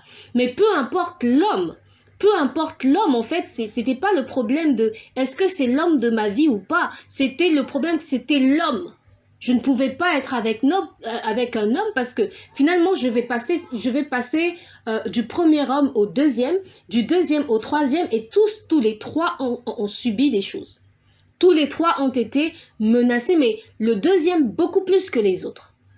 Et là où ça m'interpelle, c'est que j'arrive au troisième homme. Le troisième homme, lui, ne vient pas seulement pour le mariage, mais il vient aussi avec cette propulsion professionnelle. Il vient me donner une plateforme professionnelle, des outils que je n'avais pas, une visibilité que je n'avais pas, un impact que je n'avais pas dans ma communauté. Et là, ils se sont dit, ça va pas passer. Ça va pas passer. Donc du coup, il m'a apporté bien plus que les deux précédents m'avaient apporté et il m'a fait briller. Il a fait briller mon nom dans Brazzaville. Ah, ils se sont dit, ah non, là, encore l'autre, on parlait de mariage. Et quand même, il a fait un accident de la voie publique. Le deuxième, je me suis dit, est-ce que c'était pas les intimidations? Est-ce que c'était vraiment un accident? Est-ce que, parce qu'il était dans une période, il me parlait pas? Est-ce que, voilà, ils sont pas partis lui mettre la pression dessus? Est-ce que cet accident n'est pas lié à moi? Est-ce que c'est pas une tentative d'intimidation? Est-ce que c'est pas une façon de lui dire, et il vient juste me quitter comme ça pour des arguments qui sont tout à fait superficiels, artificiels, sans profondeur. Et là, moi, je me dis, ah non, non, il y a des gourmands qu'on supporte, mais il y a des gourmands aussi, vraiment, il faut que ça soit un peu propre. Donc, dans cette forme de rejet que je n'accepte pas, cette révolte de cœur, cet orgueil, je vais voir ailleurs quelqu'un qui me donne une plateforme d'expression, professionnelle. Et là, c'est comme si c'était un cran au-dessus. Celui-là ne vient pas seulement pour le mariage. On ne sait même pas s'il vient pour le mariage. On ne le saura jamais. Mais une chose est sûre, il vient pour m'ouvrir une plateforme professionnelle à les esprits de ma famille, de la famille de ma mère, de mon père et de tous. Hein. Ils se sont levés, mais d'une façon, jusqu'aujourd'hui, c'est exceptionnel. C'est exceptionnel. On monte sur la scène de l'Institut français, c'était le 22 novembre 2023, si je me souviens bien. On monte sur la scène, oui, 2023. On monte sur la scène de l'IFC, les enfants, faut savoir que pour faire cette scène, les dossiers, ça traîne avec l'IFC, la signature, c'est compliqué, je dors pas bien à la maison, j'ai des punaises qui sortent, je fais des songes où on essaie de me coller la folie, où je marche nue dans les rues de Brazzaville, mais je vais toujours dans la direction de l'ambassade de France, je vois ma mère qui vient dans les rêves, qui vient m'intimider, me menacer. Je vois que comme on voit une bouteille de gaz pour la maison, mais que le feu prend la maison. Donc ça, ce sont des choses que je vois dans les rêves avant de monter sur scène. Un combat tel que si j'étais seule, si j'étais pas avec Olivier, j'aurais pas su, voilà quoi, j'aurais pas su comment faire, comment gérer. L'enfant tombe malade régulièrement. Moi-même, les crises, c'est bizarre. Je suis tellement fatiguée que je peux pas travailler. Tout était fait pour m'empêcher de monter sur scène. Mais Dieu fait grâce, Dieu ouvre la porte. On a la signature, on monte sur la scène de l'Institut français. Le rendu est bon. C'est tellement... On a fait monter la lumière le jour, donc un jour qui a été déclaré deuil national, par rapport aux gens qui étaient tombés à Ornano. Mais nous, on fait monter cette lumière un jour déclaré de deuil national. C'est comme si Dieu a dit, dans les ténèbres, on va te voir. Dans les ténèbres, on va voir ta lumière. Dans les ténèbres, ta lumière va monter. Dans les ténèbres, ta lumière va monter et ta voix va être entendue. Donc, on monte sur scène, on fait le travail correct avec les enfants. Vraiment, je fais un big up à mes enfants, à mes orphelins, à mes drépanocytaires, mais vraiment, vous avez brillé sur scène. Vraiment, ce que Dieu a fait avec vous, ne l'arrêtez pas. Il y a des difficultés, je suis, même si je suis là, je suis loin, je suis toujours là, parce que ce que Dieu a commencé, je suis sûre qu'il va l'achever d'une manière ou d'une autre. Une semaine après la scène, ma mère perd la raison. Ma mère tombe dans la folie. Mais c'est pas vraiment une perte de raison. C'est pas vraiment une crise de folie. C'est plus, ça ressemble plus à une forme de possession. Parce que lorsqu'elle est en temps de crise, elle enchaîne des temps de lucidité, des temps de crise. Et lorsqu'elle est en temps de crise, il y a des esprits qui se manifestent dans son corps. Et des esprits qui se manifestent de son corps. Et ces esprits prennent la voix de sa sœur, celle qui en veut à ma vie depuis que je suis née. Donc, et à peu près de 7 personnes, 7 autres membres de sa famille qui se manifestent dans son corps et me prennent pour cible. Ils disent des choses, ils révèlent. La maladie de ta fille, c'est nous qui avons voulu la gaspiller. C'est nous qui avons collé cette maladie. C'est nous qui avons créé du désordre dans ses études. C'est nous qui avons fait ceci. On voulait lui donner, je sais pas comment ils ont appelé ça, un saignement d'estomac, qu'elle perde toujours du sang. On voulait la mettre dans des situations telles que elle va tellement stresser qu'elle va en perdre la vie, elle va tomber dans une forme de dépression. On voulait lui faire ceci, on voulait lui faire cela. Pourquoi toujours elle? Même au travail, au journal, c'est nous qui essayons de... En tout cas, ils sont passés aux aveux. Et en tout cas, ils ont parlé.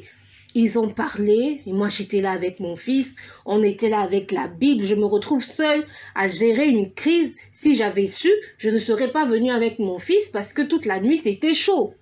Un cas de possession, mais grave. Donc, quand elle était donc le matin, on a passé la nuit comme ça, le matin, heureusement je suis sortie de là, mais vraiment, in extremis, on prend le taxi, je me dis, mais grande erreur. Je tiens la distance, on essaie de trouver des solutions quand on vient avec les infirmiers du CHU parce que bizarrement le CHU n'hospitalise pas à cause de travaux, donc vous devez gérer votre famille à la maison, les infirmiers viennent à la maison, mais maman l'interprète mal. Dans ces temps de lucidité, elle se dit que je veux lui faire du mal, ce genre de choses, donc très complexe comme situation. Et quand elle est dans ces temps de crise, quand ces esprits-là sont là, ce sont des insultes, ce sont des crachats, ce sont des menaces d'atteinte physique. Donc du coup, c'était vraiment un piège, mais très bien construit, très bien ficelé. Et quand elle retrouve la raison, quand elle revient à ses bons sentiments, elle me cherche, elle demande aux gens, mais pourquoi je ne suis pas là? Pourquoi je ne suis pas là pour la soutenir dans ce qu'elle traverse et de ce qu'elle ne comprend pas?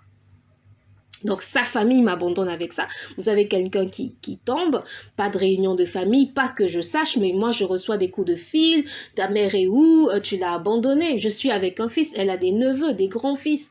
Comment, moi, une fille malade, je peux gérer ce genre de situation? Et je suis intimidée pour des choses matérielles, des choses triviales.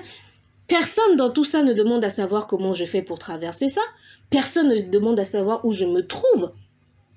Et comment je vais, comment va mon fils. Parce que dans ces crises, elle va chez sa sœur, elle vient chez moi pour me menacer. Enfin, les esprits qui l'animent me menacent pour dire que j'ai quelque chose qui les appartient, qui est chez moi, mais quelque chose qui n'a pas de nom, donc des choses un peu bizarres. Je déménage de chez moi en 24 heures pour avoir la vie sauve. Les pompiers m'aident, mais le gérant de mon bail à ce moment-là profite de ma situation pour se faire de l'argent sur ma misère. Sur mon dos. Mais papa dans tout ça. Mon père dans tout ça, je l'appelle. Je lui dis, mais ça, c'est pas des choses de mon niveau. Je ne suis qu'un enfant. Ce que je vois ici, moi-même, je découvre c'est quoi l'Afrique. C'est comme un piège. Ils m'ont tendu un piège. Il n'y a pas de réunion de famille jusqu'ici. Il n'y a pas vraiment, non. Ils ne cherchent même pas à savoir ce que je deviens. Viens parce qu'il y a quand même des menaces au téléphone, des intimidations pour des choses matérielles. Viens. C'était comme si tout le monde m'avait lâché. On attend de voir ce qui va se passer, si maman va tomber, si je vais tomber, comment. Parce que même nous, dans cette période, quand on prenait le taxi, quand on me dit « Ah, maman est tombée là, viens », même le taxi, c'était dangereux. Je dis tout ça à papa. Papa, c'est pas son problème. Il va gérer avec mon bailleur parce que mon bailleur me menace de m'emmener au PSP parce que je n'avais pas donné de préavis, que donc les travaux de réfection de maison et comme je n'avais pas donné le préavis, donc je dois un dernier mois. Je me retrouve dans des situations complexes où je suis même suivie pour de l'argent pour d'une consommation que je n'ai pas effectuée. C'est dans ce cas-là que j'appelle papa, mais papa, c'est pas son problème. Où était-il, mon père, quand je vivais tout ça?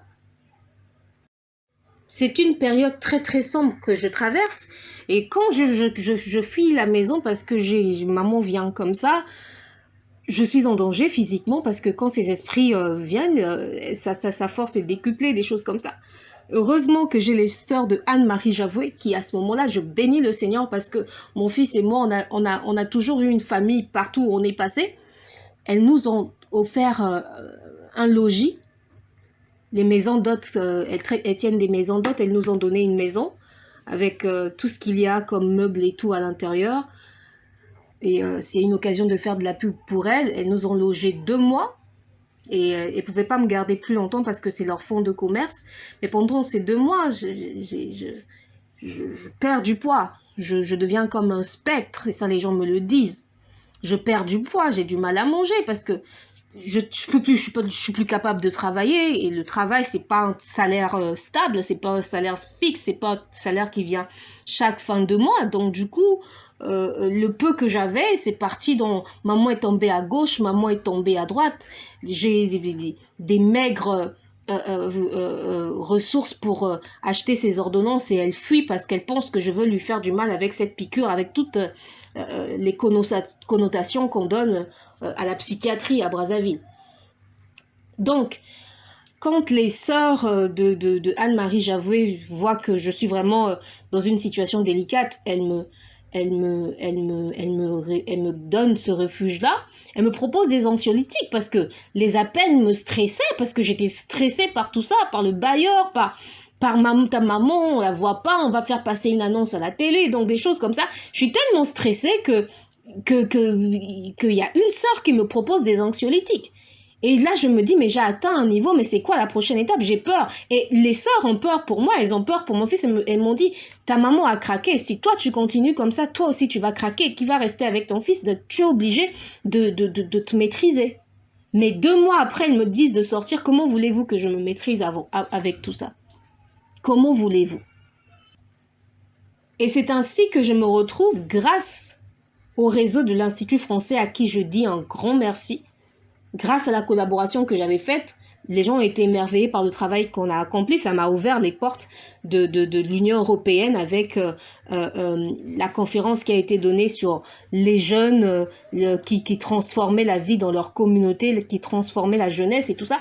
Ça m'a ouvert des portes. Donc cette collaboration était tellement fructueuse qu'ils ont voulu me tendre la main dans un domaine tout à fait personnel qui ne les concernait pas et je leur dis merci pour ça.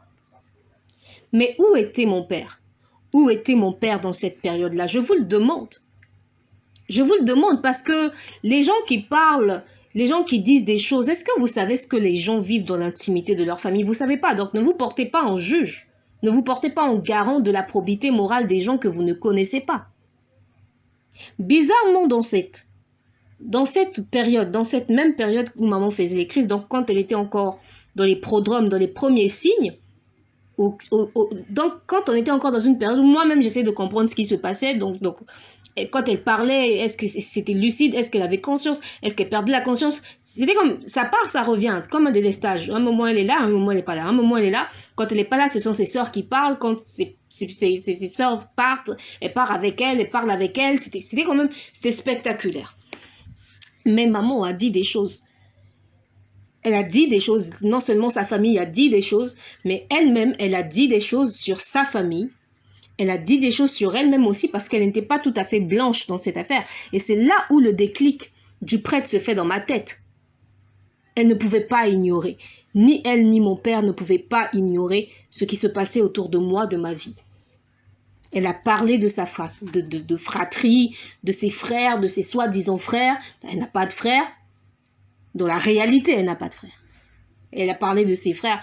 Elle a des demi-frères, mais elle a parlé de ses frères avec qui elle était super. Donc, elle a utilisé le mot de solidarité. Ses frères qui devaient venir la sauver. Et elle a parlé de mon père à qui elle a demandé de venir la sauver. Ezali Kambwali Pato, frères et sœurs, Ezali Kambwali Pato. Dans ce monde de ténèbres, c'est la loi de celui qui tombe, je m'en fous. C'est elle qui est tombée. Mais tous leurs secrets ont été dévoilés.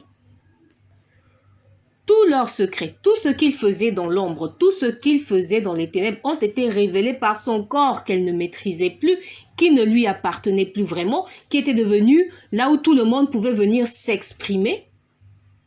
par sa pseudo-folie, parce que c'était réellement un cas de possession. Le Seigneur dit dans Matthieu 10, verset 26, « Ne les craignez donc point, car il n'y a rien de caché qui ne doive être découvert, ni de secret qui ne doivent être connus. Tout ce qui est fait dans l'ombre est appelé à être découvert. Ne les craignez donc point, car il n'y a rien de caché qui ne doive être découvert, ni de secret qui ne doivent être connus. » Matthieu 10, 26. Petit message à toi, ma mère. Seul Jésus sauve. Seul Jésus sauve. Si je me fie uniquement sur les choses qui ont été révélées au travers de sa maladie, de ta maladie, si je ne me réfère qu'à ça, si je ne vais même pas explorer les choses que tu faisais déjà en amont, que je voyais dans ta maison, mais que je ne pouvais pas dire parce que je pensais que c'était ça ma normalité, jusqu'à ce que je vois dans ceux qui étaient autour de moi, les amis de l'école, ceci, cela, je me dis, il y a quelque chose chez moi. Tu sais, tant que tu ne sors pas, tu ne sais pas comment ça se passe chez les autres, tu crois que ce qu'on t'a donné, c'est ça la normalité. Non, c'est pas ça la normalité. Il y avait beaucoup trop d'incohérences, beaucoup trop de violence pour que ça ne soit normal. Vous avez fait le choix des autels de vos ancêtres, de la pseudo-solidarité, des loges qui vous ont promis de grands biens, de grandes richesses. Vous avez peut-être été berné, peut-être été un choix pour ne pas tomber dans la pauvreté que le système impose à tout le monde si vous n'entrez pas dans ces loges. Peut-être que vous êtes fait berner, mais peut-être que aussi vous avez été curieux pour découvrir votre sens, peut-être sacré, pseudo-sacré. Vous êtes des dieux, vous découvrez votre pouvoir intérieur, peu importe qui vous a dit. Est-ce que vous l'avez reçu? Est-ce que vous êtes allé le chercher? Mais qui? Telle est ma question. Qui était censé être votre monnaie d'échange dans ce monde de ténèbres? Qui devait assurer la contrepartie? Qui? Cher père, il paraît qu'aujourd'hui, tu salis encore mon nom. Oh non, la fille n'a pas fait médecine, la fille ne te respecte pas, la fille ceci, la fille cela. Il paraît que tu te donnes encore, c'est-à-dire un rôle. Où étais-tu quand le lit de l'hôpital était le lit de ma vie? Où étais-tu quand les parents de ma mère mettaient les yeux sur moi? Un père, ça se lève, ça dit « Personne ne touche à mon enfant, personne ne touche à mon enfant. » Où étais-tu? C'est bien de se donner de la consistance, c'est bien de se donner de l'importance, c'est bien de faire genre. Où étais-tu quand ma mère a failli tomber? Où étais-tu? Elle n'a pas failli, elle est tombée. C'était une chute spectaculaire, bruyante. Où étais-tu? Quand je t'ai appelé, où étais-tu? De la même manière, quand tu salis mon nom dans ton entourage, est-ce que tu leur as dit qui tu es? Est-ce que tu leur as dit où est ta fille aînée? Celle qui aurait dû être ta fille aînée aujourd'hui, Yaraïssa. Est-ce que tu leur as dit où est Stéphane que tu as tant aimé? Est-ce que c'était des accidents de parcours? Est-ce que tu n'as pas... C'est-à-dire que tu as eu des enfants que tu n'as pas su canaliser? Ou bien peut-être que tu as fait des sacrifices contre ta volonté, mais des sacrifices quand même et dont tu as profité. Où étais-tu quand maman t'appelait? Viens me sauver. Où étais-tu quand je me suis retrouvée chez des gens que je ne connaissais pas, chez des étrangers? Où étais-tu? Tu mangeais à table avec tes enfants pendant que j'étais dehors avec le mien, chez des inconnus, ces étrangers qui avaient eux-mêmes leurs problèmes, qui auraient pu aussi mettre les yeux sur mon enfant. Où étais-tu? C'est facile de parler. C'est facile d'essayer de dire que vous êtes des parents parfaits, c'est facile. C'est facile de dire l'enfant ne tourne pas bien, L'enfant est envoûté. Mais si on envoûte ton enfant, toi père, es-tu ignorant? Es-tu un enfant pour qu'on envoûte ton enfant? Princilia, personne ne peut mettre les yeux. On peut mettre les yeux sur ton enfant, mais personne ne peut venir prendre ton enfant en bas de tes pieds sans que toi-même tu n'aies ouvert la porte, sans que toi-même tu n'aies donné le chemin. Déclic. Où est Yaraïsa? Où est Stéphane? Alors, moi, aujourd'hui, je te dis, je ne suis pas là pour faire des débats, je ne suis pas là pour juger, je ne suis pas là pour condamner, mais je suis là pour dire la vérité. Soyez récompensés. Voilà tout ce que je vous souhaite au terme de cette émission. Soyez récompensés au centuple pour tout ce que vous avez fait et tenté de faire avec moi et mon fils. Et que ma délivrance soit actée par la justice et la fidélité de Jésus-Christ et la puissance du témoignage des justes. Soyez récompensés. Ici, ce n'était pas un règlement de compte. C'était une obéissance. L'obéissance à une instruction que j'ai reçue depuis bien longtemps. Une instruction avec laquelle je me suis battue, débattue, parce que, vous savez, quand on a un enfant, on aime ses parents.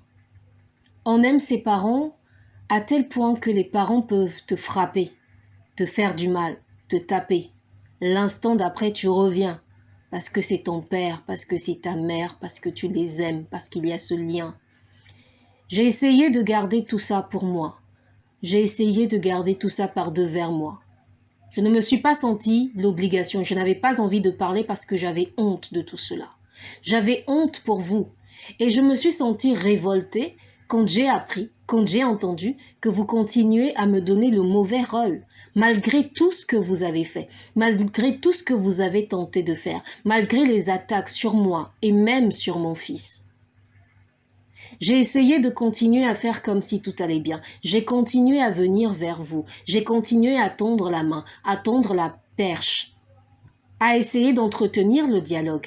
Je suis arrivée à Pointe-Noire. Mon père, tu m'as fui. On ne te voit plus à Notre-Dame. On ne te voit plus. Tu as déserté, c'est ta paroisse. Aujourd'hui, je suis lectrice à Notre-Dame de l'Assomption. Ce ministère me suit depuis que je suis toute petite. Cette église, je ne l'ai pas connue par moi-même, je l'ai connue par toi lorsque je venais en vacances. L'Esprit du Seigneur conduit nos pieds. Je suis venue ce jour-là à la messe de 10 heures. Et comme par hasard, le hasard fait bien les choses, sinon Dieu fait bien les choses. Dieu est le maître des temps et des circonstances. J'étais juste derrière toi, tu m'as vu. Et c'est comme si tu as failli faire un AVC, c'est comme si tu as failli perdre la raison. Mais comment cet enfant, je deviens comme un fantôme pour toi? Peut-être parce que tu me pensais ou me voulais morte. Je suis bien vivante. Ce témoignage est une instruction du Seigneur et j'obéis à l'instruction du Seigneur malgré toute la honte que j'ai éprouvée. Je suis allée voir les prêtres, j'ai écouté le conseil des anciens. Ils m'ont dit, Princilia, une famille, ça se choisit aussi. La naissance ne nous oblige pas de rester auprès de personnes qui nous veulent la mort. Et on m'a dit, Princilia, aujourd'hui, ta famille, c'est ton fils.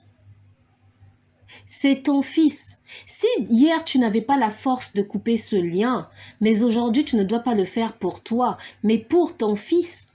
Parce qu'il est ta seule famille et tu es sa seule famille. Si tu pars aujourd'hui, qu'est-ce que tu penses qu'ils vont faire à ton fils? Regarde ce qu'ils ont fait avec toi-même. Personne ne peut venir prendre ton enfant sous tes pieds si toi-même tu n'ouvres pas la porte. Aujourd'hui, j'ai un devoir de protection envers mon fils, mais aussi envers toutes les bénédictions, les promesses que le Seigneur m'a faites et que vous avez combattues de tous les moyens et de toutes les manières qu'il vous a été donné de le faire. Mais le Seigneur m'a gardé en vie. Où es-tu, Père, dans Pointe-Noire? Je ne te vois pas, je suis venue te voir. Et tu te souviens de comment tu m'as reçu. Et tu te souviens, et tu sais très bien tout ce que tu traverses en ce moment. Parce que le Seigneur a dit dans sa parole, ne touchez pas à mes oins. Ce témoignage n'est pas un règlement de compte, mais c'était une responsabilité. Et c'était une façon pour moi d'acter tout ce que le Seigneur a donné comme bénédiction dans le fait de témoigner la délivrance, l'élévation, la guérison, la restauration. Je vous ai souvent... vous aviez très peur lorsque j'ai fait sortir mon premier livre. Maman, tu avais très peur. Papa, le deuxième livre, ça ne t'a pas concerné. Le premier, tu étais plutôt fière. C'est sa maladie, elle a le droit de dire. Maman avait très peur parce qu'elle avait peur que j'énonce toute la violence qui s'était passée dans cette maison. Mais ce n'était pas mon intention. J'avais juste besoin de dire ce qui s'était passé avec cette maladie dans ma communauté. Mais ce témoignage, c'était une instruction pour dire ne les couvre pas, ne les protège pas. Ne combattons pas contre la chair et le sang, mais c'est contre les esprits qu'ils ont choisi de servir, par ignorance ou par choix, par orgueil peut-être, parce qu'ils n'ont pas porté leur visage vers le Seigneur, ils ne se sont pas attendus au Seigneur, ils n'ont pas recherché le Seigneur.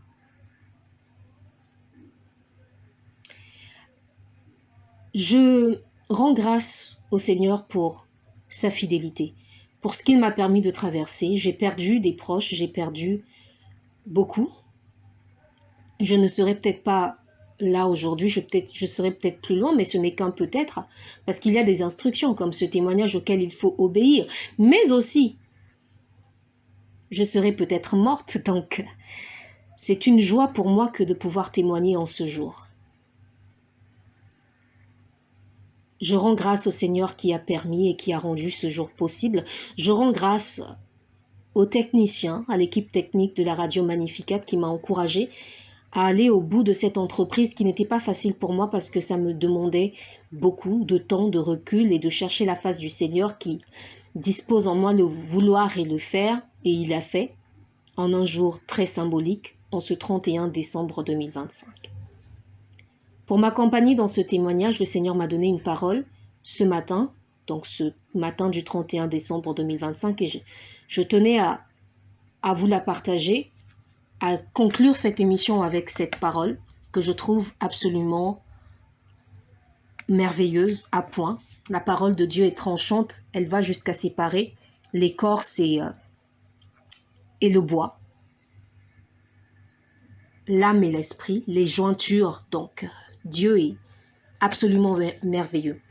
La parole qu'il m'a donnée ce matin et qui m'a accompagnée dans ce témoignage, dans cet acte de témoignage, se trouve dans le livre de Jérémie au chapitre 10, des versets 1 à 5. Le Seigneur dit : Ô peuple d'Israël, écoute la parole que l'Éternel prononce. Voici ce que déclare l'Éternel. N'imitez pas le comportement des nations et ne redoutez pas les signes dans le ciel, même si les nations en sont saisies de peur. Les coutumes des autres peuples ne sont que du néant. Leur Dieu n'est que du bois coupé dans la forêt, travaillé au ciseau par la main d'un sculpteur. On l'embellit d'or ou d'argent, un marteau et des clous le font tenir en place pour qu'il ne branle pas. Ces dieux-là sont semblables à des épouvantails dans un champ de concombre. Ils ne savent pas parler, il faut qu'on les transporte, car ils ne marchent pas. Ne les craignez donc pas, ils ne font pas de mal et ils ne peuvent pas non plus faire du bien. Ne les craignez donc pas. Verset 6. Personne n'est semblable à toi, ô Éternel, et c'est la seule conclusion qu'il faut retenir, car tu es grand, et parce que tu es puissant, ta renommée est grande. Je rends grâce à ce Dieu qui a rendu la réalisation de ce numéro possible, et nous vous invitons, vous aussi, à le suivre.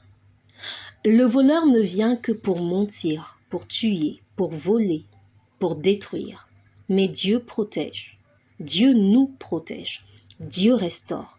Et il est bien plus grand que tous ces petits dieux que nos ancêtres ont choisi de servir et ont transmis aux enfants de leurs enfants avec toutes les malédictions et les problématiques que cela entraîne. Dissociez-vous de ces gens-là, de ces sacrificateurs aux idoles, ceux qui sacrifient aux idoles. Dissociez-vous d'eux. Ils sont des portraits et des avatars, des esprits démoniaques, des esprits de ténèbres. Dissociez-vous de leurs actions, de leurs choix, de leurs paroles et mettez-vous à la suite du Seigneur qui vous appelle. Il vous a choisi, d'aucun d'une famille, d'aucun d'une ville, il vous appelle à sa suite. En ce 31 décembre 2025, je voudrais spécialement exprimer mon action de grâce au Seigneur pour cette année que nous avons prise en cours de route à Pointe-Noire. Nous avons déménagé à la suite de tous ces événements qui ont été destructeurs, mais aussi parce que nous avions reçu une instruction du Seigneur il y a quelques années en amont, donc en 2023, lorsque nous avons fait la rencontre de notre homme, celui qui avait le visage d'un ange. Dieu nous avait donné l'indication de venir dans cette ville. Lui seul connaissait le projet, lui seul connaissait le chemin. C'est comme un bus, c'est comme un voyage. Nous ne sommes que des passagers, le Seigneur est le conducteur. Il sait à quel point, à quel moment il va marquer des arrêts, mais nous sommes là, on se laisse conduire par lui. Et nous sommes effectivement venus à Pointe-Noire en bus. C'était ma première fois. J'avais peur, j'avais jamais fait ça. J'avais vraiment beaucoup de remises en question, mais le Seigneur a été fidèle. À Pointe-Noire, nous vivons notre plus belle vie. On est là depuis 6 mois. Et 6 mois de remise en question pour vous proposer ce numéro parce que c'était vraiment délicat, parce que je savais que le Seigneur m'invitait à le faire, parce que je savais tout ce que ça me demandait, tout ce que ça engageait, parce que j'ai conscience des conséquences que ça peut porter. Mais le Seigneur qui a été fidèle avec moi dans le pire ne me laissera pas dans ce qui aujourd'hui pour moi est le meilleur. Il ne me laissera pas tomber. Les difficultés ne manquent pas, mais le Seigneur est fidèle. Je tiens à exprimer ma reconnaissance donc pour toutes les personnes qui m'accompagnent, Olivier, l'église de disciples, Christophe et Nathalie. Je tiens à rendre grâce au Seigneur et à dire merci à toute la communauté de Notre-Dame de l'Assomption, absolument pour ce soutien remarquable, pour cette nouvelle famille que le Seigneur m'a donnée, pour Ya Andrea, pour Ya Corinne, pour Ya Prosper, pour Ya Ivan, pour toutes les personnes que nous avons rencontrées. Il y a Fréjus, il y a Alec, qui sont tellement nombreux, vraiment nombreux. Je dis vraiment merci parce que nous avons été accueillis. Je pense que les gens ont senti à un moment donné que nous avions vraiment une croix très très lourde, mais ils nous ont accueillis, ils nous ont pas particulièrement posé de questions. J'ai repris le service de la liturgie que j'avais arrêté à Saint-François parce que ma vie était vraiment bousculée par plein de choses, par toutes ces choses que je ne comprenais pas. Mais le Seigneur a été fidèle. Le Seigneur a rouvert le service, il m'a rouvert la porte de l'emban et je vis ce service avec le Seigneur qui a été toujours pour moi une façon que le Seigneur utilisait pour me parler, pour me guider, pour me garder, pour me préserver, pour me guérir, pour m'instruire. Et nous avons été accueillis par des anges, en tout cas, qui m'ont personnellement fait du bien, qui font du bien à David Gabriel. Il y a Corinne, merci pour tout ce que tu fais pour Gabriel. Il y a Andrea, merci d'être un peu la marraine de David. Vraiment ce que je vis à Pointe-Noire, c'est vraiment une restauration extraordinaire, mais je voulais dire merci à Yataman de la Radio Magnificat qui m'a dit Princilia, il faut que tu fasses les émissions, elles sont très demandées, tu peux pas arrêter comme ça. Je lui ai dit je suis en train de me battre avec le Seigneur, comme Jacob, je suis en train de me battre avec le Seigneur a cassé mon orgueil, il a cassé mes résistances, il m'a fait sortir de là. Ce n'était pas pour que je continue à perpétuer le système avec mon silence, mais il fallait vraiment porter tout ça à la lumière pour que toutes les personnes qui vont recevoir ce message puissent être bénies. Ceci étant dit, nous voulons vraiment vous appeler à faire partie de cette aventure parce que là, j'ai vraiment essayé, le message a été long, j'ai vraiment essayé de dire ce que Dieu a mis sur mon cœur. C'est lui qui a choisi ces paroles, c'est lui qui m'a encouragé à arriver, non seulement à l'enregistrement, parce que j'essayais de trouver encore l'art et la manière de façon charnelle, les raisonnements, mais Dieu m'a dit, ouvre juste ton cœur. Ouvre juste ton cœur, j'ai été là pour toi et je serai là pour toi et je serai encore là pour toi devant. Et je pense que le Seigneur va continuer à parler parce que dans ce voyage antérieur vers cette prophétie qui ne s'est pas encore accomplie telle qu'on le voudrait, c'est-à-dire qu'avec la mairie, le point. Mais j'ai toujours confiance en Dieu parce que j'ai beaucoup appris, j'ai beaucoup mûri dans l'esprit, excusez-moi, dans les relations, comment, voilà, comment la relation à l'homme va vraiment être le miroir de notre relation avec une communauté, avec nos frères et sœurs à l'église, avec nos amis et avec notre famille encore, justement. Et c'est de tout cet apprentissage, j'ai appris beaucoup de choses que le Seigneur me met à cœur de partager. Je pense que nous avons besoin d'enseignement en tant qu'hommes, en tant que femmes qui n'avons pas reçu des éducations bienveillantes, qui avons été éduqués par des parents qui n'avaient pas d'obéissance et qui n'avaient pas de relation avec le Seigneur et qui obéissaient à des idoles et qui nous ont transmis des choses très dures et très sévères. Donc, je vous invite mais on demande vraiment à tous ceux qui vont se sentir touchés par cette émission, tous ceux à qui cette émission va parler de manière personnelle, de manière révélée, de faire partie de cette aventure. Nous vous invitons à faire des dons délibérément parce que nous voulons vraiment entrer dans cette étape de professionnalisation. Nous avons tellement de choses à donner et le deuxième livre où j'avais parlé de mon expérience de mort imminente est programmé au club de lecture et d'écriture de Brazzaville en avril 2026. Donc à la suite de cette communication-là, je pense que les gens auront beaucoup de questions parce que c'est vraiment une étape où vraiment ma famille m'avait emmenée à bout. J'étais vraiment morte, décédée, pas déclarée décédée, mais j'étais sortie de mon corps à 3 reprises et j'ai rencontré le Seigneur qui m'a fait plein de révélations. Donc, il y a vraiment, je pense aujourd'hui, un besoin de témoigner, de dire la vérité. Et on doit être soutenu pour faire face à ça, pour faire face à ces dépenses-là, parce que c'est de la communication, c'est le message de l'évangile qu'il faut porter grâce ou à travers ou à cause de mon témoignage qui n'a pas été facile à vivre, mais c'est ça être prophète, vivre, parler de la part du Seigneur, mais vivre des choses afin que à travers ce qu'on vit, le Seigneur puisse parler à son peuple, éduquer son peuple.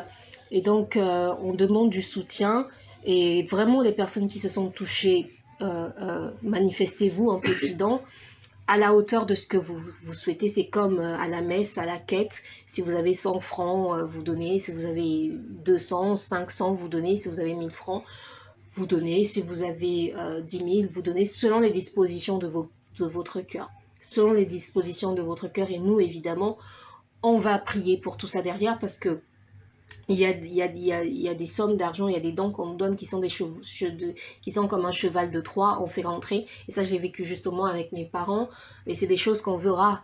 On peut vous donner de l'argent, mais cet argent, ça va avec une mission en fait.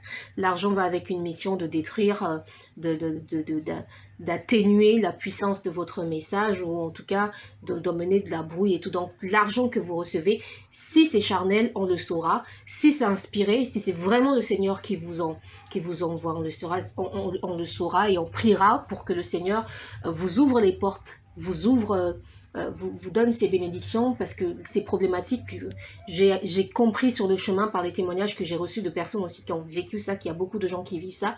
On va essayer de se rencontrer et on va essayer de prier pour ça et nous prions déjà pour ça et nous avons prié que ce message, ce témoignage soit un point de contact et que toutes les personnes qui vivent ces situations soient délivrées parce que moi, franchement, je sais pas comment Dieu a ouvert les portes. Je sais pas comment Dieu m'a connecté à Olivier. Je sais pas comment Dieu a ouvert les portes de Javoué lorsque je me suis retrouvée à la rue. Je sais pas comment Dieu a ouvert une porte dans le réseau de l'IFC pour que je me retrouve pas à la rue, mais Dieu l'a fait. Si Dieu est capable d'intervenir là où la main de l'homme ne peut pas arriver, alors je pense qu'il peut aussi vous délivrer. Je pense qu'il peut aussi dénouer les liens. Marie qui défait les nœuds. Qu'il peut aussi venir défaire les nœuds que vous pensez qu'on ne peut pas gérer. Dieu peut le faire. Dieu le fait et Dieu veut le faire. Donc nous vous encourageons comment dire, à investir dans cette aventure. Pour ceux qui sont au niveau national, on a un numéro Mobile Money qui est le 06 751 43 52 et donc le nom de code c'est Princilia Minel 06 751 43 52, mais c'est toujours bien parce que nous sommes présents sur WhatsApp et vous verrez aussi nos livres que nous mettons qui sont en vente. C'est toujours bien de nous faire un message, de nous partager avec nous votre témoignage, votre intention de prière. Nous allons porter ça en prière avec Olivier, avec nos frères et avec nos sœurs. Et on va commencer à mettre les choses en place parce que je pense que le peuple a vraiment, vraiment besoin d'écouter ce genre de témoignage et de voir comment le Seigneur peut agir et agit encore aujourd'hui. Nous sommes donc arrivés au terme de notre émission. Ça a été un plaisir de reprendre contact avec vous. On se dit donc à très prochainement pour une nouvelle émission Renaissance.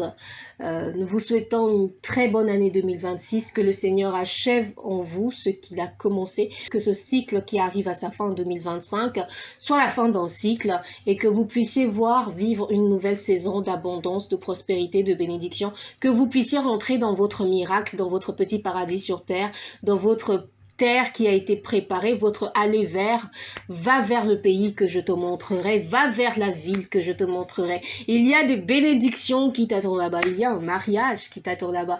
Il y a tellement de choses que le Seigneur veut faire pour toi, un travail, une situation stable, une situation voilà, où tu seras vraiment aimé en esprit et en vérité avec toute bienveillance. Donc nous vous souhaitons une très très bonne année 2026. Portez-vous bien et d'ici à ce qu'on se retrouve, on se dit donc bonne année, bonne année, bonne année et à très bientôt pour une nouvelle émission Renaissance.